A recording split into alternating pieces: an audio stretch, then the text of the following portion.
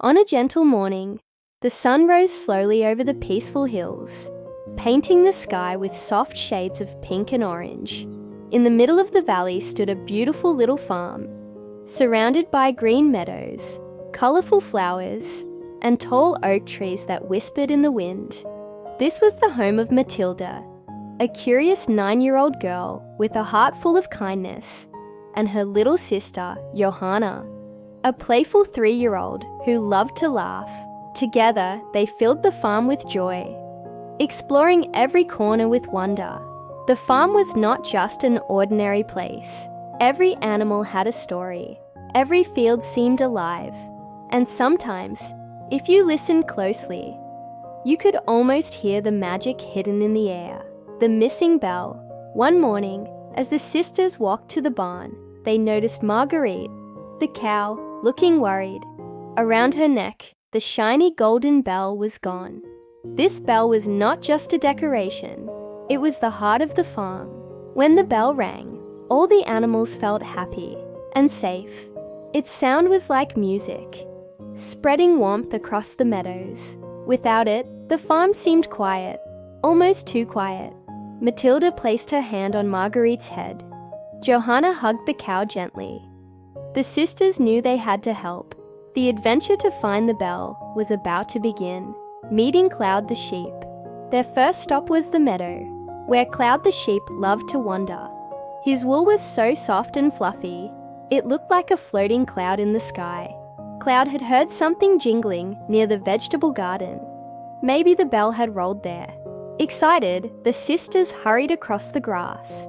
At the garden, they searched between rows of carrots, cabbages, and lettuces, but all they found was a small rabbit happily nibbling a leaf. The rabbit twitched its nose and hopped away. "No bell here," Matylde whispered softly to Johana. Still, they didn't give up. The rooster's clue. Next, they followed the crowing of Rascal the rooster. He strutted proudly near the pond, his feathers shining in the sunlight. Rascal crowed and pointed with his beak. Something sparkled in the water. Could it be the bell? The sisters leaned closer. Johana reached out her tiny hand, but it was only a round pebble shining under the sun. They laughed together. Even though they hadn't found the bell, the adventure was becoming more exciting. The ducks and the river. As they walked along the pond, Splash the duck and her ducklings waddled beside them. The duck quacked loudly, leading them toward the river. The sisters followed. Maybe the bell had fallen into the flowing water. The river glittered, and little fish swam joyfully. Johana clapped her hands at the sight. But there was no golden bell in the water. Matylde reassured her little sister. The adventure was far from over. The crow's secret. While searching, a loud caw caw echoed from the big oak tree near the farm. High in the branches, a clever crow sat in its nest. And there, shining brightly in the sunlight, was Marguerite's golden bell. The crow had found it and thought it would make a wonderful treasure for its nest. Matylde looked up with kindness. She picked a wildflower and gently placed it at the foot of the tree. The crow tilted its head, curious. Then with a flap of its wings, it dropped the bell into Johana's little hands. The sisters had done it. They had saved the heart of the farm. The return of the bell. Back at the barn, Marguerite mooed with joy as Matylde placed the bell around her neck. Ding ding!